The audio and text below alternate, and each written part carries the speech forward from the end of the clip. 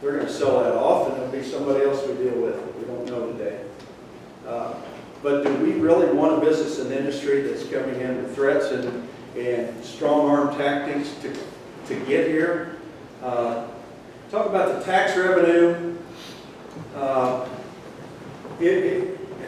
We are walking away from tax revenue when we shut down wind energy. We are. I don't know that the numbers are quite what she explained from what, again, we've done our research. I know what Unball's numbers are over a period of time. Not near that much.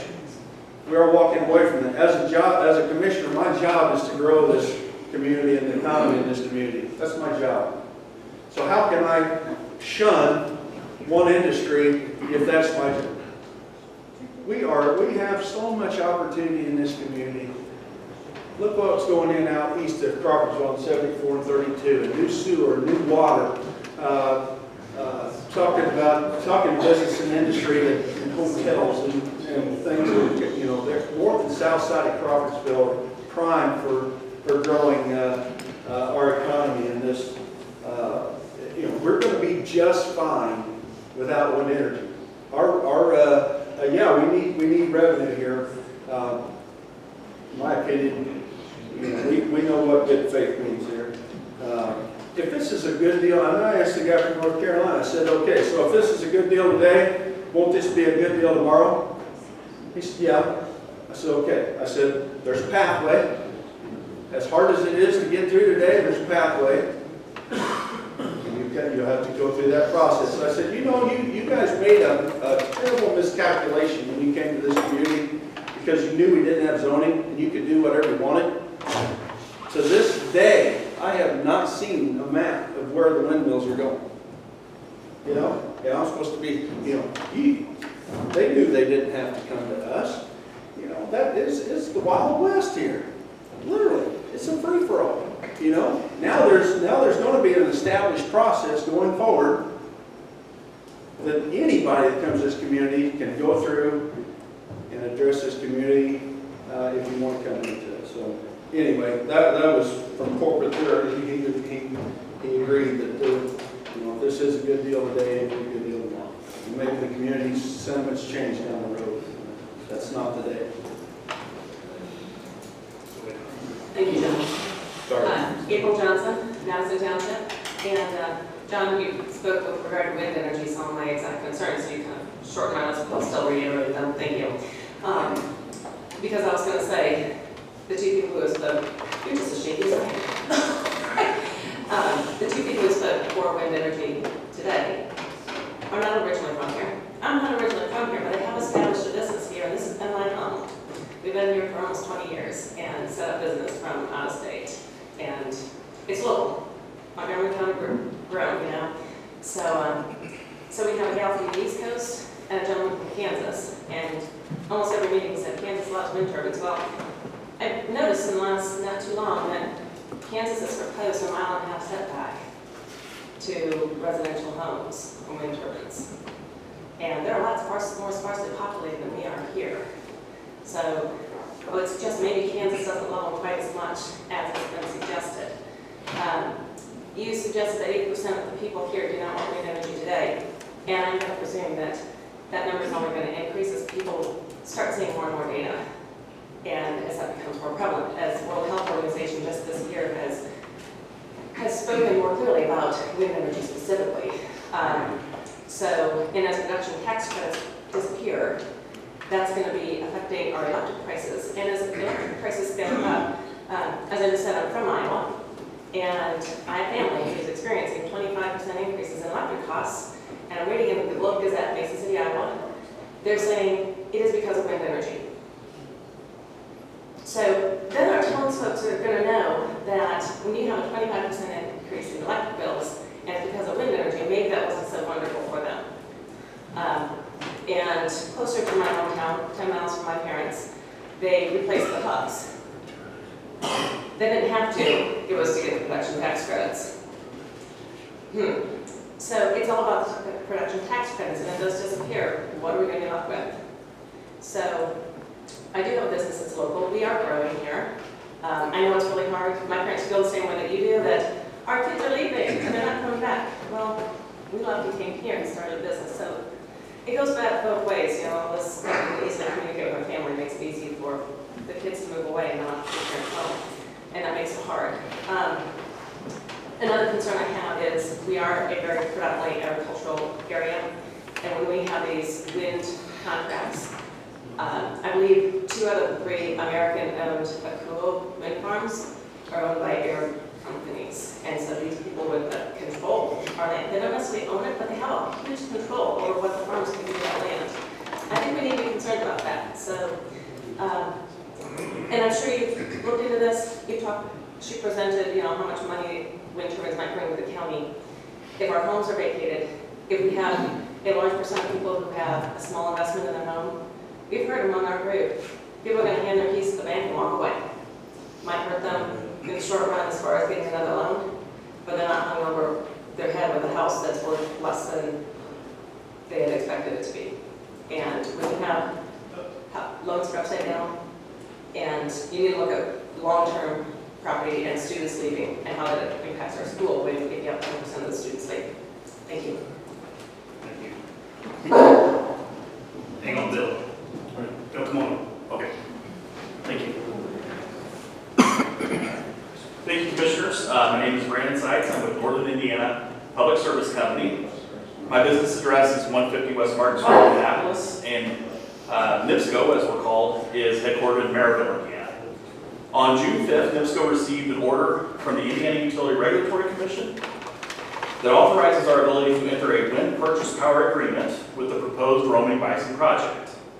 The unanimous IURC decision demonstrates the need for the project as part of NIPSCO's future generation portfolio, but it also sends the message that new sources of generation, including renewable resources like wind and solar, have a place in Indiana's economic development and energy production future.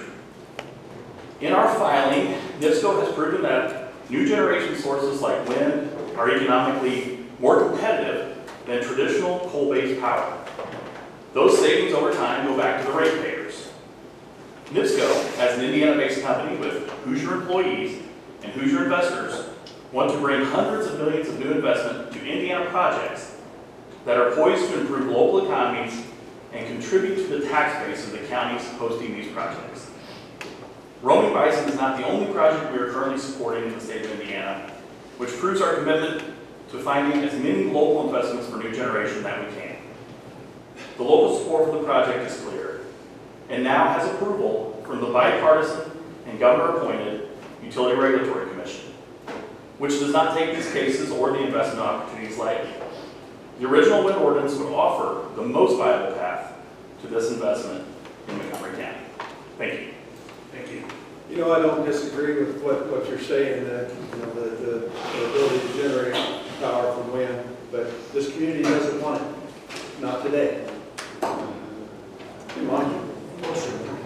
My name is Monty Eldridge. I live at 943 900 North Crawfordsville, Indiana, which is a mile south and a mile east of Linden, just north of where one proposed CAFO will be constructed. I was born in Montgomery County. I've been at my current residence for 20 years. Agriculture has always been a big part of my life. I raise beef cattle and run an engineering business out of the home office. I'd like to thank the Planning Committee and Commissioners for helping to move us into this century. 80 out of 92 counties, there is a map on the internet, have zoning ordinances in place now. To quote Mr. Fry, I believe it's very important to grow and prosper in orderly fashion. I disagree with the fact that he said no road improvements would be required for agricultural operations.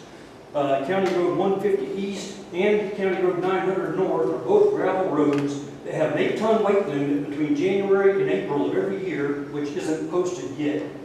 County Road 150 East was so tore up by farmers this spring, it would have taken a 4-wheel drive vehicle to get up and down the road. This happens to be a school bus route, okay? I used to hold a water operator's license in the state of Illinois. I'm very well versed in groundwater contamination. The proposed CAFO by Boulder Ridge, just south of Linden, wants to spread manure on fields which border the town of Linden. They're behind the church in Linden, and essentially between 2 miles east of 231, just south of Linden, for a couple of country blocks. We're well aware of the spills at Coleman's and the findings they have experienced, contamination of Sugar Creek. We're not anti-CAFO. We're saying, hey, there's a place for these things where it's not going to affect the quality of lives of other people. Okay? We would like to respectfully request that a moratorium be considered for the construction of any one of the 3 hog operations or any new proposed hog operation, CAFO, CFO, until ordinances are in place that are in line with other counties in this state. Okay? The EPA permits, they're only concerned with water. They're not concerned about setbacks from residential areas. Things need to be addressed. They need to be addressed now. And hey, to grow and prosper in an orderly fashion, we should be able to take a deep breath and put a moratorium on these things until the ordinances are in place to regulate, hey, where these things can be and where they can't. Thank you very much. Thank you. Lonnie, I'm not sure about the moratorium. I mean, we don't have code in place to do that yet anyway. So, but I will say that the roads, that was discussion was in comparison to the wind energy issue. The road plan alone to bring in the wind energy business was, I mean, it was huge. They were going to destroy our roads, and they promised to put them back. I mean, that whole deal. So my comparison with roads, comparing hog operation to what the wind energy effect was. So I apologize about that. Yeah, I live on 150 as well, and I'm not excited to have a hog barn next to me either. I'm a mile and a half south, on the same road. So I do understand that, and moving forward, CAFOs are obviously one of the chapters that we will address with this ordinance. Again, depending on what the state allows us to do with that, is what we'll have to do. But I appreciate it. So if you respectfully request a moratorium, and I have contacts at the state house too, and hopefully you guys have the power to post such. Okay, thank you very much. Thanks, Mark. Anybody else? Good morning. I'm Marvin Swick. I live at 1297 East, 900 North. I may be out of order just a tad, if I am, let me know. But we're talking about the wind ordinances and so forth, and everything else that's kind of being piled onto us. And John, I live just behind where the hog operation is going to be going in. I have called the county highway twice in the last month. I have called the county commissioner's office twice in the last month.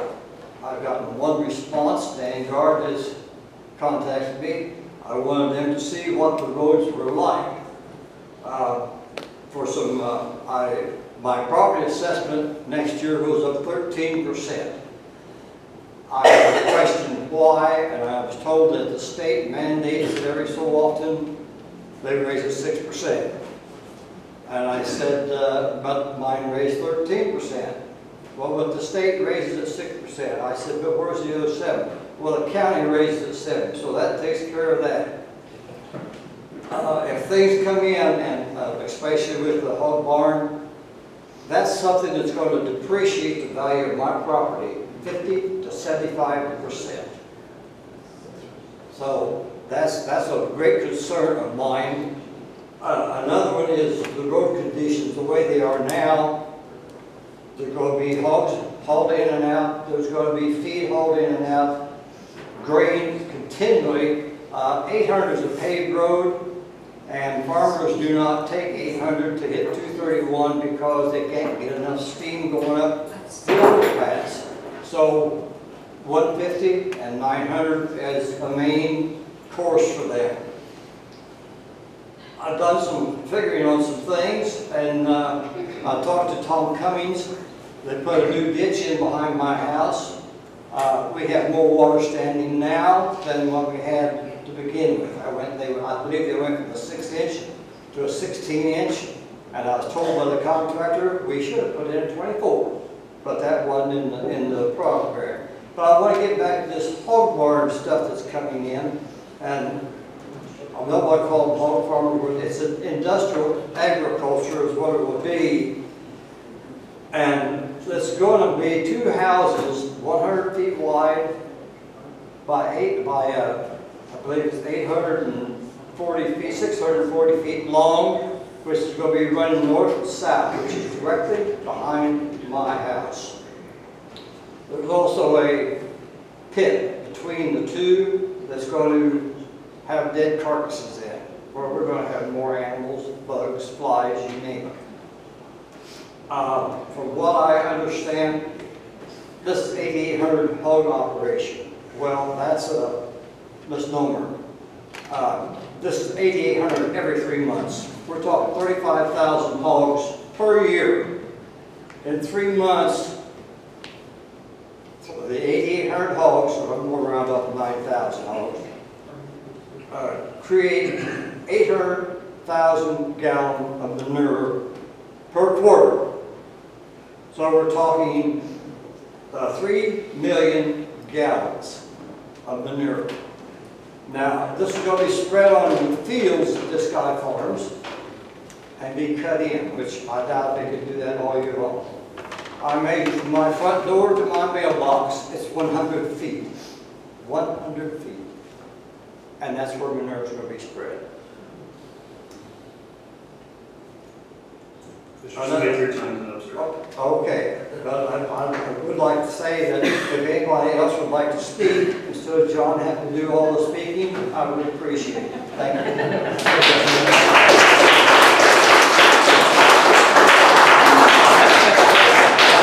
Well, I guess I'll respond to that, Marvin. This is our time to listen to you. We've already had our time to speak, so that's why, okay? I'm giving you the opportunity to talk. Ears are open, mouth is closed. I've said enough about it over 2 years, Marvin. I don't need to repeat myself over and over like some think they have to. If you haven't figured out what my point is by now, then something's wrong. So that's why you're not hearing a lot of vocal about me. Mariah Mershon, 3480 North 500 East, Crawfordsville. How you guys doing? All right, so I want to address what Ms. Baker said when she gave her reasons for not wanting you to vote on this. It just made me want you to vote yes even more. Just put that out there. The next thing is that I'm over this. This is getting ridiculous.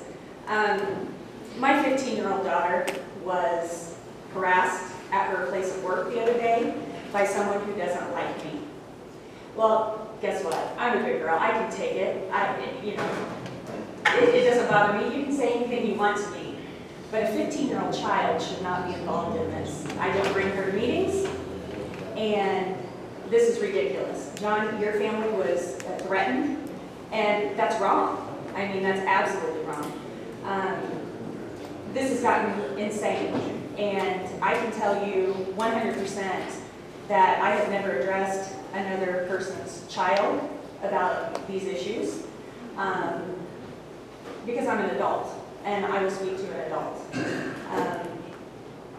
I'm ready for this to be over with. I'm ready for us to move on to something else. I'm getting real tired of coming to these meetings and having people just be nasty, you know. My daughter sure didn't ask for this. Of course, I discuss it with her, and I explain to her that if there's something that you feel strongly about, of course you should stand up and use your voice. But I don't expect someone to look at her and say nasty things. So I just ask that you get this over with. Thank you. Thank you.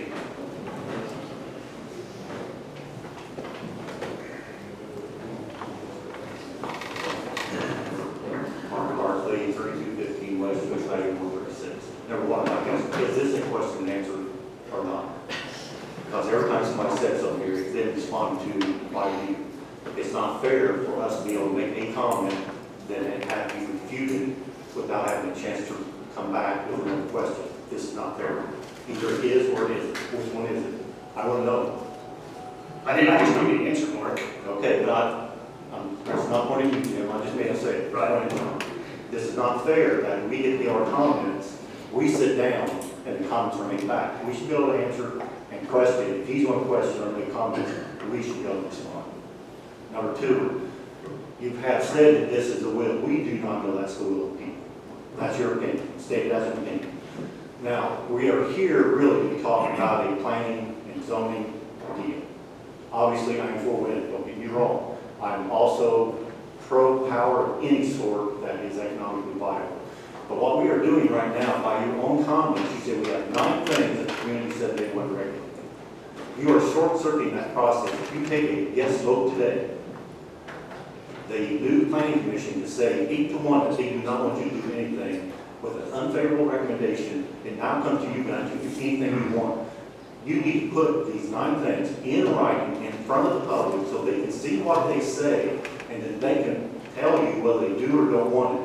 You are saying that you can now, if you pass this one, you will now address the other 8 things. We have no idea how you want to address it. This is not fair. Put it in writing, put it out to the public.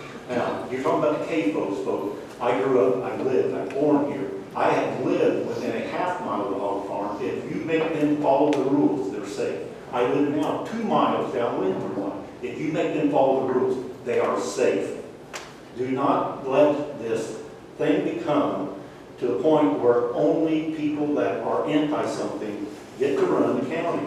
You talk about developers coming in. You understand that if you have a developer come in and buy 40 acres, he now can control everything within 3, 4, 5 miles of that. That is not fair. If they want to control everything within 4 miles, make them buy a 4-mile square zone. Thank you.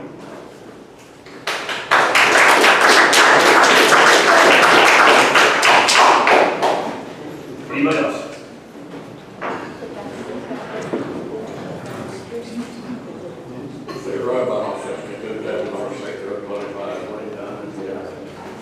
We're only 11 months from the next election. Why not let the people speak? Why not a referendum? What are you afraid of? What is the race? Is someone not want to run for re-election with a referendum on the ballot? Why risk voting too without it all in place? I never thought we would see this kind of government in Montgomery County.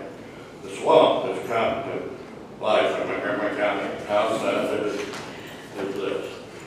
Why should the residents of Montgomery County trust 3 men to write rules on voting as we go, not have them in place at inception? John stated several times to trust them to write the rules as they go. How absurd, John. John stated that 500 or 600 people responded to the comprehensive plan. There are 38,000 people in Montgomery County, but John said the people have spoken. 600 out of 38,000. 21% of the registered voters voted in this last election. Not much of a mandate in all these figures. We've all been fooled. To make Montgomery County great again. For who? Sherry and I have commercial real estate in Lebanon, Boone County zoning. You frankly need to ask if you want to change a light bulb, and you better have an attorney with you when you go to the zoning board. You pay attorney fees plus zoning board fees. As far as we have read in this stipulation zoning ordinance, now the only thing is against wind farms. The old timers always had a saying, if something smells like horse crap, there's usually horse crap underneath.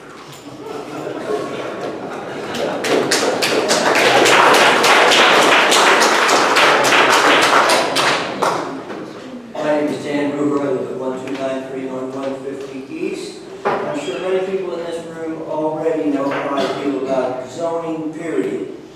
I'm completely against it. I won't repeat what other people have said, but let me remind you of an adage that has been attributed to Thomas Jefferson.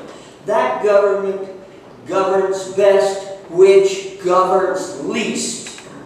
And I am tired of hearing about 3 people on a board who are going to tell me what to do. I've also heard a lot of people say that industry wants to come in and it won't come in because we don't have a plan or we don't have zoning.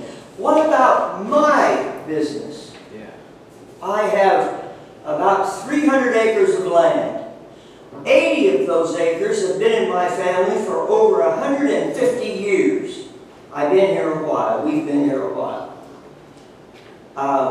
The next thing that I want to say is that if you let this creeping disease, and that's exactly what it is, because it starts out at 51 pages and it'll eventually be 300 pages. And it'll govern everything from what kind of grass seed you can plant, to the size of the home you can build, to what other kinds of businesses you might run on your land. That's what zoning will do. Because, as you can already see, there's one main idea in this zoning ordinance. It's against wind. But they're going to slip a few more in later. There are 9 things they want to slip in from their plan. Then what will happen next is there'll be a few more things slipped in. And it grows, and it grows, and it grows like a cancer. So I'm telling you up front, zoning is not the answer to this. So there's 37,000 people in Montgomery County, and other counties have more population. Should I put 1 person on each acre of my 300 acres? That'll bring the population up to, by another 300 acres, probably, another 300 people. The county's been getting along without this zoning ordinance for over 200 years. It ought to continue to go that way. Hey, Dan, don't you live under zoning? Aren't you in the 2 mile? How many years have you lived under zoning? I've lived under that, and let me tell you, John, I just love the way the commissioners do things. If you people think that the commissioners are good and kind and wonderful managers, let me take you to the back of 80 of my acres that is drowned back there by water. They won't even put a ditch in to run to the creek about 300-400 feet away. It breeds mosquitoes like you cannot imagine. And of course, I've sued the county once, which brought this up. I sued the county once because Mr. they Miller, had land. your time is up. Thank you. Anybody else?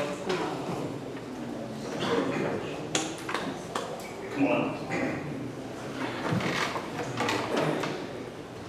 Morning. Ross Foxworthy, 5967 North US 231. I've lived in this county a long time, and I used to be not for zoning, but my mother and father-in-law had a farm in Blackford County, and he was a wise man, very successful farmer over there, and he said, I wasn't in favor of zoning for a long time, and we was talking about why our county does it, and I said, well, it's just really never been brought up a whole lot of time when he was alive. And he said that, after we had it, he said, I really think it's a good thing. He said, it's like a double-edged sword, some things you may not like, but there's a lot of good things to it. He said, you can get a lot more done. And so that's part of the zoning, and I had a gentleman that was up here earlier talking about the flicker and the shadow of these windmills.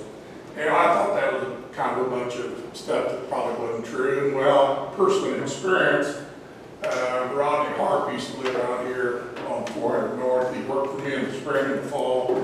And I belonged to a cattle sale up by Fowler, Chalmers area, and where all the wind vanes are up there, windmills. And during our sale one year, Rodney was helping get the cattle in through the sale. And he came to me and he says, man, I'm feeling bad and I sick. He said, I think it's that flicker from those windmills. I said, really? And he said, yeah. And then he said, I just got through getting sick.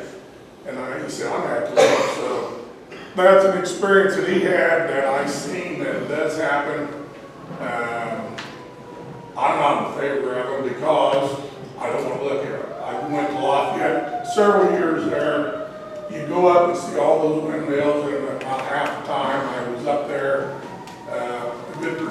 not turning. And I believe at that time, the way they redirected, the energy was going out east. So people in Indiana was not getting, that I knew of at the time, the energy from these windmills. So I can see both sides. Yeah, it's a nice check. Another friend of mine that has 2 windmills, he lives in Chalmers on his property. He said they put in a nice road back to it that he was able to use. He had livestock, and he could store his hay there in the winter time, and it was nice to get it out. But he said they tore up some tile, had a hard time getting it coming back to get the tile fixed, and whether I assume they did. I heard from another farmer up there. He said they wrecked one farm. He said they couldn't get it right, and the compaction that they made on their farms. And but I guess the thing that really I heard was from this one gentleman that has the 2 windmills that he said the check was nice for 2 years, and he said after that it was about half the amount. And so that was from his voice to me. Thanks, Ross. Thank you. Next. I'll get you next.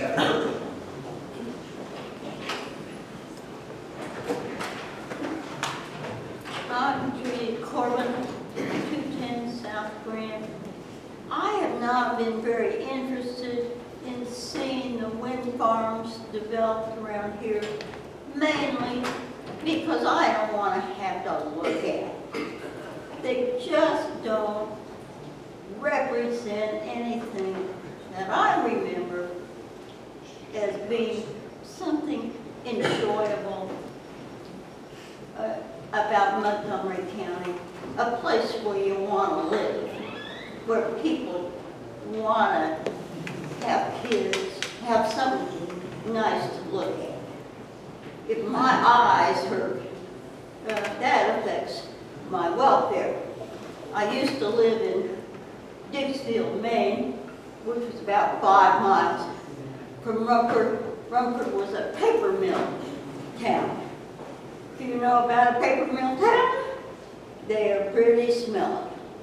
You get used to it, but I guess colleges and universities don't want to look at that, that kind of stuff, and have the students come and graduate and play football, play basketball back. So my interest is pretty much visual, but as I said, what I see, what I smell, what I listen to, I can't imagine. Setbacks. Are you telling me that's going to take care of the problem?